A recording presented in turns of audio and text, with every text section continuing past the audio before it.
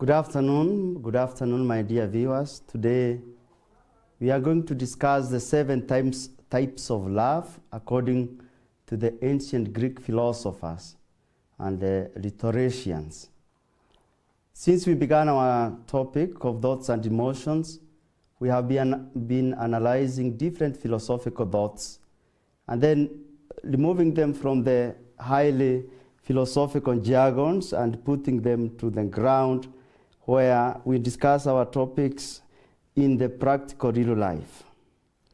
Many times you hear of such ones as ex-boyfriend, ex-girlfriend, and this word ex has become part and parcel of the daily living. Then you can ask, if these people really loved each other, what happened to their love? Does love ever die? You know, theologically we say love is God, and if God cannot expire, therefore love should not expire.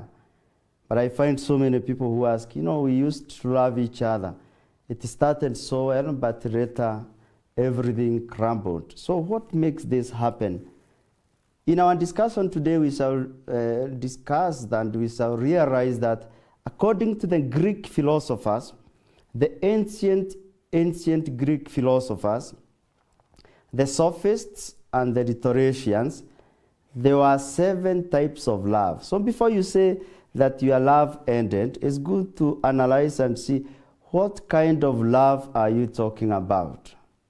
Now, these 7 kinds of loves, they will be discussed, and we shall be using the Greek ones, and then I'll translate them, and then I will discuss them. When somebody say, I love you, or when somebody talk of love, you have to check clearly what kind of love is this person talking about. The first kind of love, according to the Greek philosophers, is called eros, from the Greek word eros. And this is translated into the common English language as love of the body. So eros was the Greek god of love and actually sexual desire. So he was shooting golden arrows into the hearts of both mortals and immortals without warnings. So Eros was a god of love, and this was sensual love or sexual love. And according to the Greek mythology, he would shoot that Eros to you, a kind of arrow to you, without you knowing or without warning you. So the Greeks feared this kind of love, most because it was dangerous and it always took them to most trouble. So today Eros is defined as divine beauty or lust. Eros is mainly based on that kind of love which is usually grounded on the physical appearances and sexual attraction. And this is where, if you look carefully, the word erotic or erotica comes from the Greek word eros. This is a dangerous type of love. It is the love that is for utilitarian purposes. Somebody wants to use the other to gain, or somebody wants to use the other, or somebody loves just the physical appearance. And this is not a very genuine type of love. Eros, that was the first type of love that the Greek talked about, and it came from the god of love and sexual desires. The second kind of love, according to the Greek philosophers and the rhetoricians and the sophists, is called philia. Philia. It is the love of the mind. It is also known as brotherly love. Philia represents the sincere and platonic love. What is platonic love? From the idea of Plato in his Phaedo, Plato was also a Greek philosopher. It is the love that uses the mind. It is the love that is between people who trust each other. Even the word for Latin, for brother and sisterly love is philia. So this is kind of love that people have to their family members, the brothers and sisters, or people who are really good friends. It reaches a time that you hear somebody say, the love I have for this person, we are just like brothers. We are just like sisters. We are just like family. So that love grows to a point that these people trust each other. So it was a kind of more valuable love, and it was more cherished love than eros. So philia exists when people share the same values and share the same dispositions with someone, and they feel that there's kind of there's a reciprocal relationship. If you want to know, there are people who are joined by filial love by their common shared values, or some same political affiliations, or same ethical and humanistic tendencies and beliefs. So this is brotherly love. After the brotherly love, that the first one is eros, the second one is philia, the third one is called ludus, or playful love. Ludus is a Greek word for flirting. It is the love of flirtation, is the love of teasing. It is the love mostly accompanied by dancing and laughter. This kind of love is childlike, and it is a fun kind of love. If you think about it, this generation that we have today, the young people, they are more into the ludus, playful love. They meet for discourse, they meet to watch football, they meet for playful moment, but usually sometimes you realize there are people who eat together, drink together, dance together, but you never see them going to the funerals together of the same family. This is flattery. It is flattery. It's kind of love which is very, very, very, very superficial. But it is not necessarily eros. Eros, from the word erotica, is accompanied with sexual pleasures. It's for playing also with each other relationship. So it is not eros, it's not philia. This is ludus, it's for playing. They are playful love. It's a love of players, people who can easily switch off, and they can always meet only for play. You know, the fourth kind of love is from the Greek word pragma. Pragma, you have heard of the word pragmatist, people who are practical. Pragma is a long-standing love. It is the everlasting love, especially that happened between married couple. It develops over a long period of life. It's not a love that is just for 2 minutes. So pragma was the highest form of love. True love, it involves commitment. It is a kind of love that comes from understanding. It is full of compromise. It's full of tolerance. Sometimes you look at couples who are married for many years. If they really love each other to the level of pragma, you see husband and wife resemble. They look like brothers and sisters. In a way, sometimes you don't understand. You always look at them, they look like brothers and sisters. They can finish stories for each other. One say like, and the other one is able to finish. What has happened is that these people have grown together to know each other to the point that they don't only know the verbal relationship of their communication, but they have reached a level which is called telepathic. They are telepathic in a way. The other one can almost sense that the other one has strong feelings, has hurtful feeling. The other one is angry.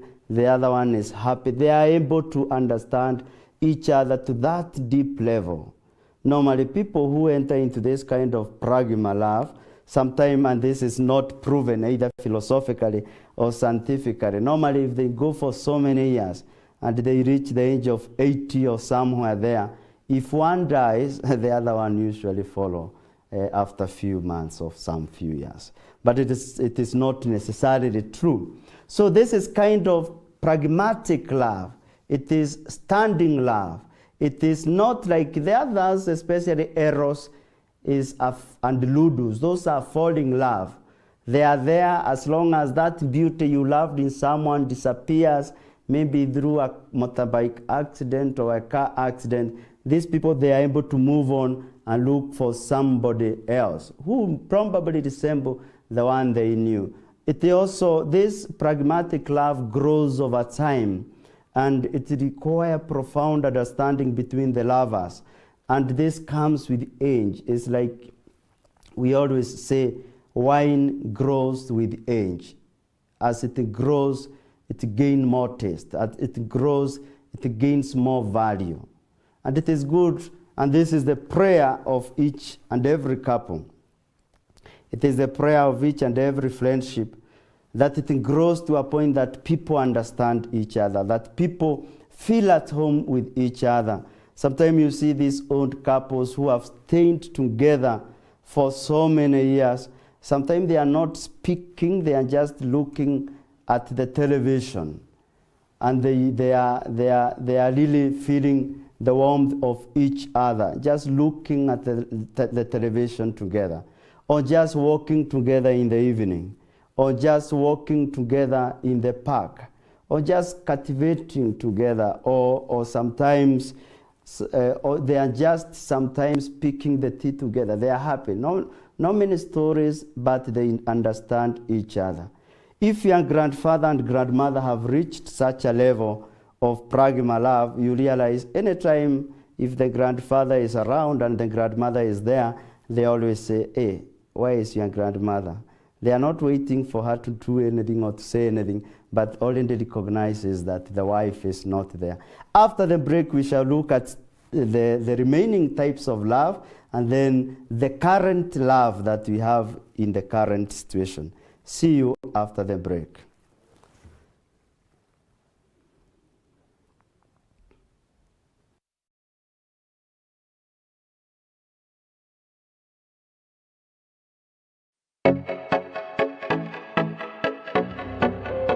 Amri za Mungu.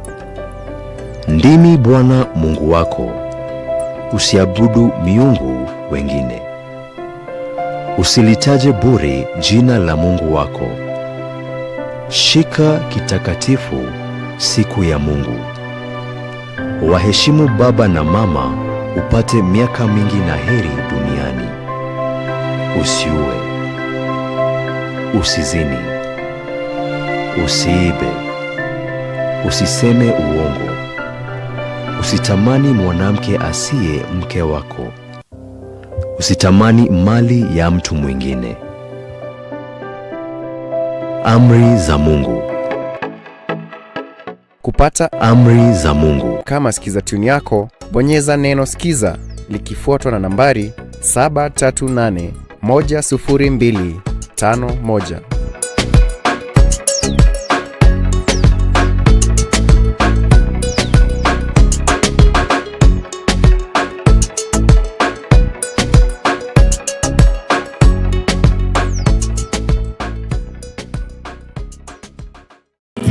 Are you looking for a quiet, productive, unique and relaxing location at the coast? Consolata Guest House has got it all for you. We are located in Likoni at the south coast. We have elegant, spacious and comfortable rooms at different packages for single and group occupancy at a pocket-friendly rates. We have excellent internet connection and spacious grounds for special events such as weddings and shooting. We provide fresh, delicious and healthy meals to cater for your health needs. In addition, we have a chapel to nourish you spiritually. For more information, booking and reservations, call us on 0768 117 280 or 0737 958 120. Email us at consolataguesthousemombasa@gmail.com.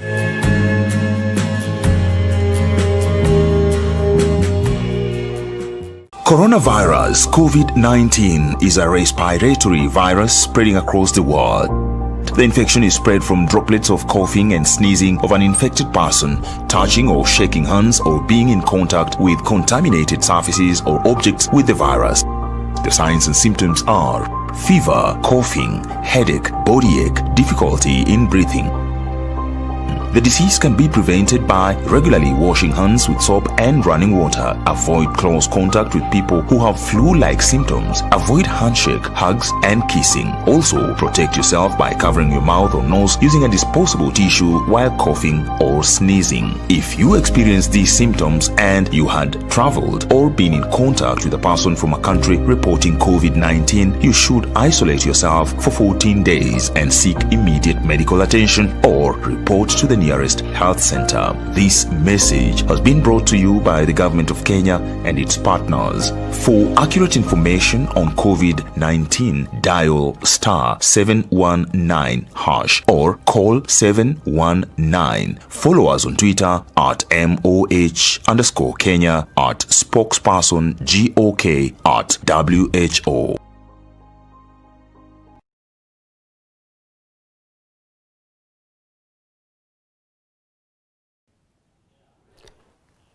Thank you very much, and I've received few questions from, the first one is from Maxwell Ikutwa.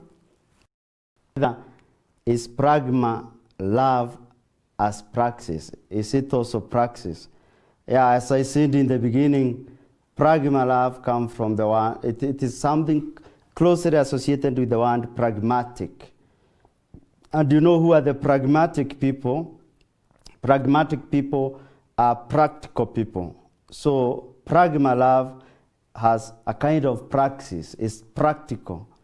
Somebody who, the couple that have entered that stage of love, they are able to sacrifice for each other. That's why I can say they are pragmatic, it's practical. Because there's nothing you can say, I love you, but really, when you have your own problems, they are your problems, they are not my problems. It grows to the point that you are able to sacrifice for the other person. So thank you, Maxwell Ikuta. Then Jenga Mike Jenga. I think I know you also. This is a good topic, yeah? And we have just analyzed 4 types of love, eros. We have also analyzed pragma. We have gone to the ludus. And now we are going to the 5th type of love, which is called agape. In Greek, agape is the love of the soul. Sometimes Christians talk about, during Easter, agape meal. It is the meal of brotherhood, and many cultures like the Polish people, the Italian, and most of the religious community, they share the agape bread. Agape bread is where you share, if you love each other, people love each other, each get a piece of bread, like a chapati, and I share yours, you share mine. Some groups, they do this in order to enhance their relationship, and we call it agape meal. But agape, according to the Greek types of love, means the love of the soul, the love of the heart. It is a selfless love. It is the love of the humanity. This is the closest to what we call unconditional love. So this is the love you give without expecting anything in return. It is reflected in all charitable acts. So it is the compassionate love that makes us sympathize with the other person, help and connect to people we do not even know. So the world today needs more agape love. Remember, all the other types of love have some little selfishness in them, that somebody expects something in return. Most of the philanthropic people, the genuine philanthropic people, and also people like Mother Teresa, they had grown to a point of reaching an agape love for the humanity. Mother Teresa said, I know that some of the people who come to ask me for some help, some donations, some charity, I know some are liars. I know some are cheating me. But because I don't know the genuine one, for the sake of that one single genuine person, I'll continue assisting each and every person. This is the humanity love, the love where you are able to give all your money to the humanity that is in need. This is the agape love that allows somebody to sacrifice, like Wangai Maathai, the love for nature, the love for the environment, The poor lady didn't even make a lot of money for herself because she spent most of her life, energy, and money working for the humanity, planting trees in the Green Belt movement, because she reaches such a kind of love where it doesn't matter how much I receive from you, but I know you need that love from me. You need, even it is accompanied again, as Maxwell had asked, agape love has a lot of praxis also. It is not theoretical. It has a lot of a practical part of it. That is agape. And actually, sometimes many people, when we come to the theological virtues, the agape love is the love that we have for God. The love that God has for us is unconditional. Sometimes we do so many things until we ask God, I don't think I really deserve your love anymore.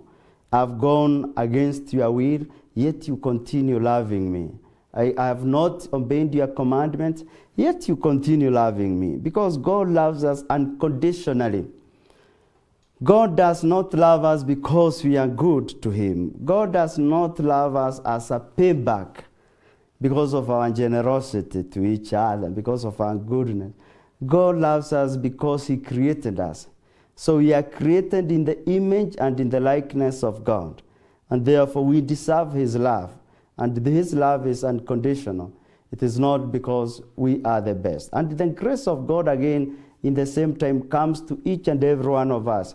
It is abundantly given to each and every one of us. What happens is that sometimes we block ourselves, according to St. Augustine. The grace of God, which is sufficient for all of us, is like the sun shining to everybody. But some of us, out of our own willingness, we take umbrellas and we cover ourselves from the sun. So you don't blame God that he has not given you enough gifts. He has, but probably we have not correspondingly cooperated with these gifts. That is love number 5, the agape kind of love. Number 6 is called philautia, love of the self. Love of the self. This was divided by Greek people into 2 kinds of love. There is one that is pure, selfish, and seeks pleasure. That is, you love yourself, that everything, you are an Epicurean kind of a person. You are just seeking pleasure for its own sake.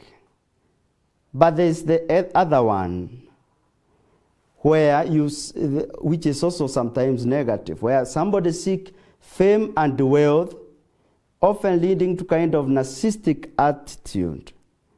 But the real one is a kind of love that we give to ourselves. In any relationships, the other person, either is a boy or a girl, each person needs some philautia, love of the self. This is essential for any relationship. Why do I say this? We can only love others if we truly love ourselves. And we can only take care of others if we truly care for ourselves. There are people who have entered into a kind of a psychological problem whereby maybe when they were young, they were not handled by the parents well. They did not feel the warmth. You know, these parents nowadays who are carrying their children in trolleys, like the wheelbarrow that we are seeing nowadays. Those children, they lack a lot of maternal relationships.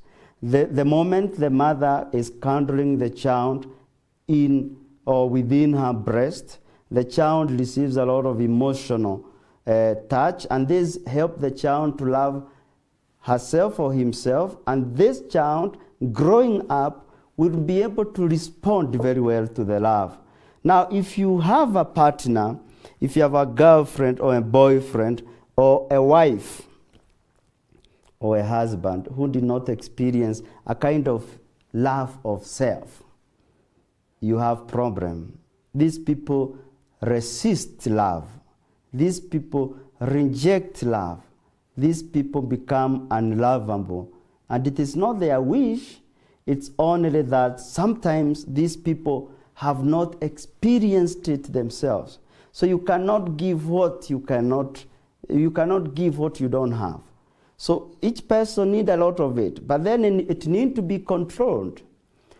Once each extreme, you remember our topic on Aristotle, the golden mean. Virtue is in the middle ground. So even love must have a middle ground. A little love of yourself that helps you even to go to hospital when you are sick, helps you to take care of yourself.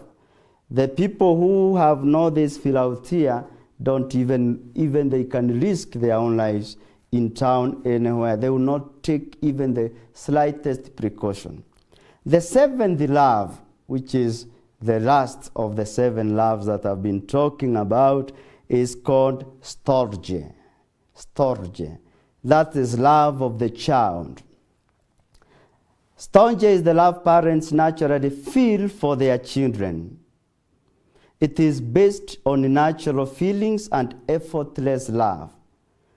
So storge is the love that knows forgiveness, that knows acceptance, that knows sacrifice. It is one that makes you feel secure, comfortable, and safe. If you want to understand storge kind of love, just in the high school, try to look at the parents coming for their children visits. Sometimes you look at the child is wearing a very nice dress, plus very good shoes, plus everything. The child looks very well kept, but you realize that the real mother and the father, they have offered everything to their child. They don't have such nice shoes. They don't have such nice trousers or clothes or something. So these parents are offering everything to their children. Why? Because of storge kind of love. And that is why people suffer a lot once the mother departs, because there is no other love that you'll ever get into the world which is much more greater than the love you get from your mom. Your mom is able to know your feelings, is able to understand your pains, is able to understand your pressures, is able to look at your eyes, because he has looked at those eyes since you are just 1 minute old, and is able to see what you are undergoing. And that's why sometimes many people, you realize you could be in problems, and when the mom calls and the mom asks you, are you okay? You try to cheat. No, everything is okay, mom. And then after a few conversations, you end up telling mom, no, nothing is okay here. Things are not well. Because that person has reached a therapeutic area of your life such that even by the time she is calling you, she already have an idea that something somewhere is not okay with my son and with my daughter. This is because of the storge love. And that is why, again, when you go home with a friend, your mom just looked at the friends like this and then tells you, I don't think that is your person. You can say no, you can go ahead, but you'll see what you'll see. One day you'll say, Mom, I think you are right. How does this happen? It's because mom, dad has a kind of storge love. They know you in and out. Thank you very much for today. Next week we will meet, and I will be able to answer some of the questions that you can post on social media, but probably next week we shall be able even to take some calls from all of you. Thank you very much.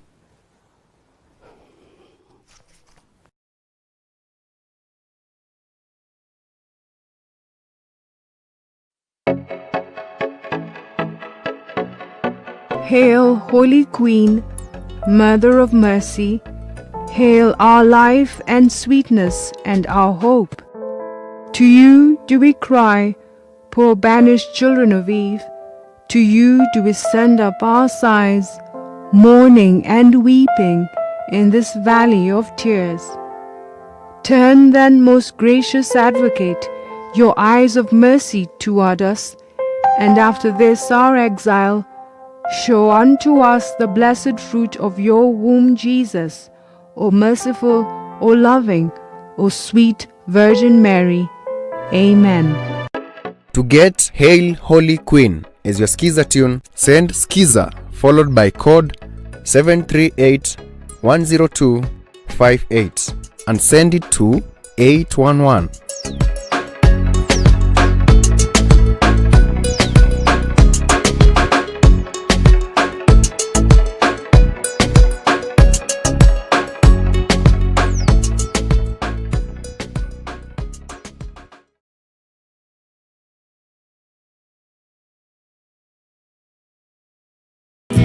Are you looking for a quiet, productive, unique and relaxing location at the coast? Consolata Guest House has got it all for you. We are located in Likoni at the south coast. We have elegant, spacious and comfortable rooms at different packages for single and group occupancy at a pocket-friendly rates. We have excellent internet connection and spacious grounds for special events such as weddings and shooting. We provide fresh, delicious and healthy meals to cater for your health needs. In addition, we have a chapel to nourish you spiritually. For more information, booking and reservations, call us on 0768 117 280 or 0737 958 120. Email us at consolataguesthousemombasa@gmail.com.